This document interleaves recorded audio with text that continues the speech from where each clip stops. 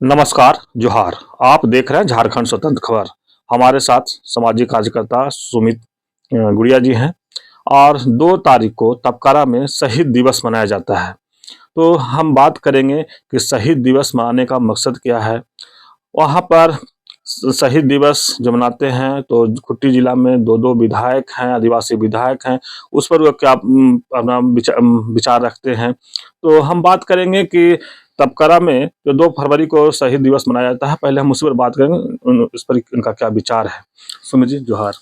सबसे पहले तो जोहार और झारखंड स्वतंत्र खबर के सभी दर्शकों को भी मैं जोहार करता हूँ। तपकरा में आप लोग 2 तारीख को शहीद दिवस मना रहे हैं।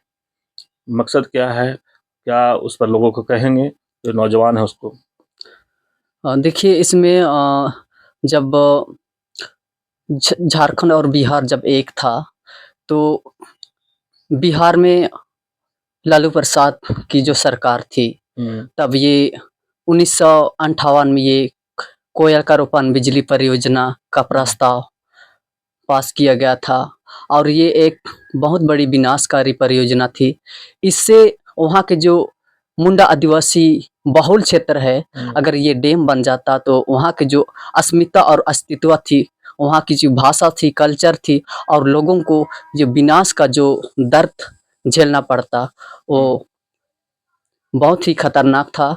और इसी की याद में जो शहीद हुए हैं वहाँ पर, उन लोगों की याद में हर साल 2 फरवरी और 5 जुलाई को उन शहीदों की याद में, उनकी स्मृति की याद में ये शहीद दिवस हम लोग मनाते हैं। शहीद दिवस में तैयारी क्या-क्या आप लोग किए हैं?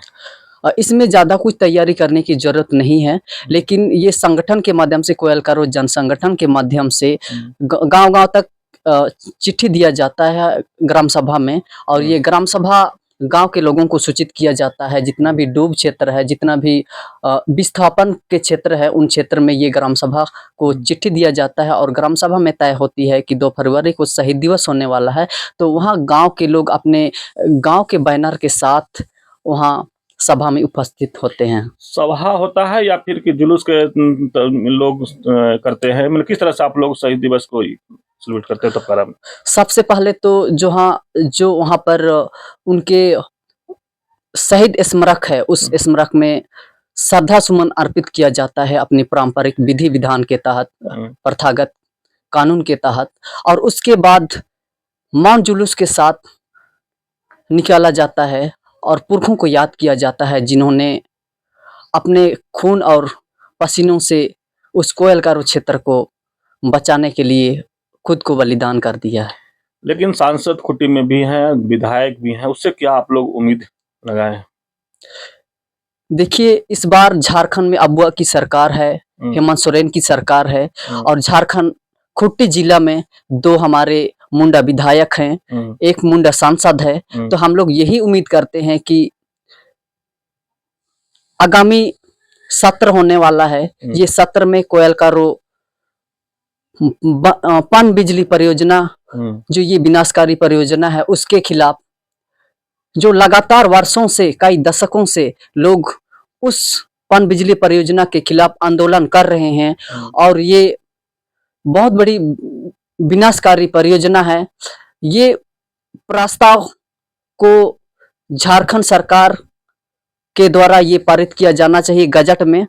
और ये जो हमारे सांसद और विधायक हैं, ये 2 विधायक अगर इन मुद्दों को सदन पटल पर अगर रखते हैं, तो शायद ये पूरा झारखंड में इसकी एक आवाज जाएगी और लोगों को एक आशा और उम्मीद भी होगा कि ये झारखंड सरकार अपने गजट में पारित करे और हमारे जो वहाँ वर्षों से जो आंदोलन हो रही है, वो हमेशा के लिए उस परियोजना को रद्द किया जाए।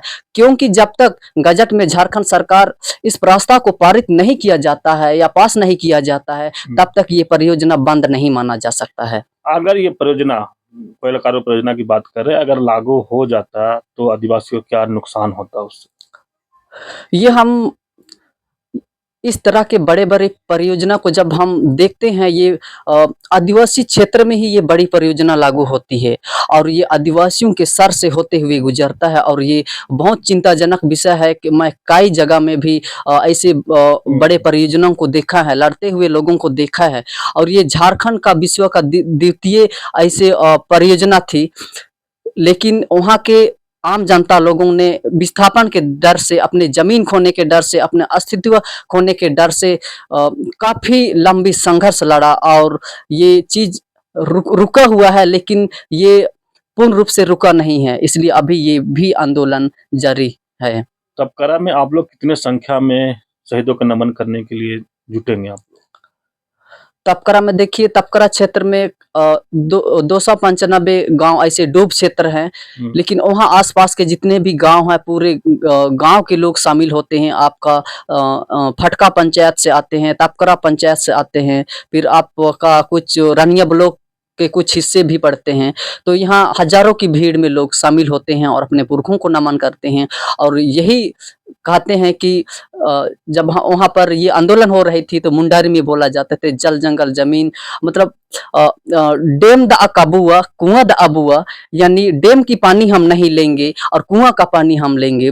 बिजली बत्ती का बुआ डिबरी बत्ती अबुआ, यानी हम बिजली नहीं लेंगे, हम वो डिबरी का दिया जलाएंगे। इस तरह के जो एक ऊर्जावान जो नारे लगते थे और इसी ऊर्जा के साथ आज भी वहाँ के मुंडा लोग, वहाँ के आदिवासी है, मूलवासी है, वो इस दर्द भरी दास्तान को याद करते हैं। ये हमेशा के लिए रद्द हो जाए, लेकिन शायद ये हमारे अनेक सांसद और विधायक बने, लेकिन आज तक इन पर कोई एक ठोस पहल नहीं किया गया है। ये बहुत विडंबना है। लेकिन आप बता दें कि शहीद जो हुए थे, कितने लोग हुए थे वहाँ पर तपकरा में? इसमें 8 लोग शहीद हुए थे और 7 आदिवासी थे, एक मुस्लिम समुदाय से थे और इसमें नाबालिग भी थे। एक 14 वर्ष के थे, एक 15 वर्ष के थे और एक 18 वर्ष के थे और बाकी 52 के थे और कुछ 62 साल के थे। लेकिन आज तक इन शहीदों के परिवार को ना तो किसी तरह का मुआवजा दिया गया और ना ही किसी तरह का उन लोगों के या उसके आश्रितों को ना नौकरी दी गई। लेकिन हम लोग उम्मीद करते हैं कि झारखंड में हेमंत सरकार की अभी दूसरी बार सरकार हो रही है, शायद अगर वहाँ के सांसद और विधायक इस पर पहल करेंगे तो शायद कुछ रास्ता निकल सकता है, क्योंकि हजारों लोगों का वहाँ के लोगों को डूबने से इनके शहीदों की खून जो बहा है वो हमेशा व्यर्थ नहीं जाना चाहिए। आप आदिवासियों में युवा हैं, नौजवान हैं, लेकिन जल जंगल जमीन बचाने के लिए हमको लगता है कि कई दशकों से आदिवासी समुदाय लड़ते आए हैं, शहीद होते आए हैं। आज भी जहां तक देखा जा रहा है कि जल जंगल जमीन बचाने के ही आंदोलन हो रहा है और लोग उसी पर प्रयासरत है कि मेरा जल जंगल जमीन बचे। लेकिन क्या लगता है कि आगे, अब तो अबुआ सरकार की आप बात कर रहे हैं, इसमें ये तमाम चीज रुकेगा या फिर इस तरह से चलते रहेगा? मुझे नहीं लगता है। जिस तरह से अभी झारखंड में हेमंत सोरेन की सरकार है, 28 आदिवासी एमएलए है, सांसद भी बने हैं, विधायक भी बने हैं और मंत्री भी बन गए हैं, लेकिन जिस तरह से हम रांची जिला में ही देखेंगे, जिस तरह से आपका सीएनटे एक्ट जमीन को तबातोड़ लूटा जा रहा है, आप दलाल के द्वारा जिस तरह से जमीन लूटी जा रही है, आपका खतियानी जमीन लूटी जा रही है, आपकी पारंपरिक जो जमीन लूटी जा रही है, तो ये सरकार क्या कर रही है पता नहीं चलता है। कि जब सत्ता में लोग हेमंत सोरेन ने अपने वादे के साथ जल जंगल जमीन की नारा लगाते थे, जब सभा करते थे, तो फिर ये नहीं लगता है कि ये सरकार हमारी जमीन को बचा पाएगी। ये तो एक अभी हमको लगता है कि ये अबुआ सरकार नहीं, ये बबून की सरकार चल रही है। मैंने आप लोग सरकार बनाए सुमित जी पूरे मेहनत करके कि हम लोग अपना अबुआ सरकार बना रहे हैं, लेकिन अब आप लोग कह रहे हैं कि बबुआ का सरकार, ऐसा क्यों कह रहे हैं? जब हम किसी को अपने उम्मीद और आशा के साथ हमारी जल जंगल जमीन बचाने के लिए जब हम सत्ता में लाते हैं, तो वही हमारे लिए पराया हो जाते हैं। हमारे पुरखों ने सदियों से अपने जल जंगल जमीन के लिए आहुति देते आए हैं, लेकिन शायद इसमें हमारे जनप्रतिनिधि चुने जाते हैं इसी के लिए, ताकि हमारी संवैधानिक प्रावधान के जो सिद्धांत है उन सिद्धांतों को विधान पटल पर रख पाए, संसद पटल पर रख पाए, लेकिन ऐसा नहीं होता है। आप देखिए कुछ दिन पहले जब सदन चल रही थी तो हमारे खुट्टी के सांसद महोदय ने आपका 4 लेन सड़क की मांग कर रहे थे, जहां सरना कोड की मांग करनी चाहिए थी वो 4 लेन सड़क की मांग कर रहे थे। इससे कितने मुंडाओं को नुकसान होगा ये उसको पहले इस पर मंथन करना चाहिए था, उसके बाद आपको सदन में इस आवाज को रखना चाहिए था, लेकिन ऐसा नहीं। किसी भी सांसद और विधायक को यहाँ के आदिवासियों की, यहाँ के मूलवासियों की चिंता नहीं है, चिंता है बस उनकी सत्ता की, उनको सत्ता कैसे हासिल होगा। जिस तरह से हमारे सांसद महोदय खुट्टी के संविधान बचाने के नाम पर चुनाव जीता, और संविधान, आप संविधान कहाँ बचा रहे हैं? जिस CNT एक्ट की जमीन में आप बड़े बड़े 4 लेन सड़क बनाने जा रहे हैं, आप ऊपर चौक से एक अगर क्या वहां पर एक ये बना सकता है ओवर ब्रिज, आप रांची में ओवर ब्रिज बना सकते हैं, गली मोहल्ले में आप ओवर ब्रिज बना सकते हैं, लेकिन हर विकास आदिवासियों की जमीन से ही क्यों गुजरता है? ये सोचने की विषय है। आने वाला समय में अगर हमारी सरकार भी नहीं समझ पाती है इन मुद्दों को, तो शायद इनको भी जिस तरह से रघुवर सरकार को यहाँ के आदिवासी मूलवासियों ने खदेड़ा है वैसे ही खदेड़ा जाएगा। मैं सुमित गुड़िया और झारखंड खुट्टी से। सुमित गुड़िया जी की बात सुन रहे थे। सामाजिक कार्यकर्ता हैं, लगातार आंदोलन में भी रहते हैं, लेकिन तपकारा कोयलकारो परियोजना की जो बात कर रहे थे कि 2 तारीख को तपकारा में शहीद दिवस मनाया जाता है, उसमें बोले कि 8 लोग तपकारा को जो परियोजना था, तब कोयलकारो परियोजना, उसमें 8 लोग शहीद हो गए थे कि परियोजना वहाँ नहीं बने, उसके लेकर आंदोलन हो रहा था। लेकिन इसलिए कि नहीं बने कि वहाँ पर कई गांव इन लोग के डूबने का डर था कि डूब जाएगा।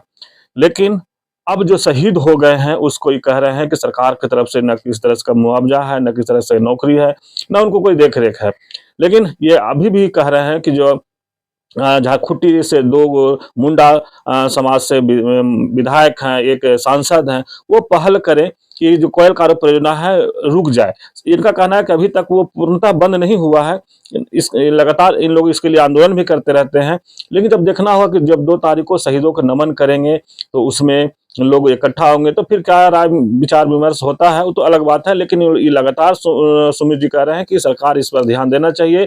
अब वो सरकार है जिस तरह से पहले जल जगह जमीन के लिए लोग लड़ाई लड़ते रहे, शहीद होते रहे, आज भी जो नौजवान युवा हैं आज भी जल जंगल जमीन की लड़ाई लड़ रहे हैं। तो जिस तरह से इन लोग कहे कि पूंजीपतियों से हम लोग लड़ते हैं कि मेरे जल जंगल जमीन नहीं छीने, आज उसी का 2 तारीख का जो परिणाम होगा कि तपकारा में जो शहीद हुए थे, शहीद को इन लोग सब जाएंगे और नमन करेंगे। तो देखना होगा कि सांसद और विधायक इस पर कितनी पहल करते हैं कि शहीदों के परिवार को सुविधा दिया जाए। तो इस तरह की खबर को देखने के लिए आप झारखंड स्वतंत्र खबर से जुड़े रहिए। जोहार, नमस्कार।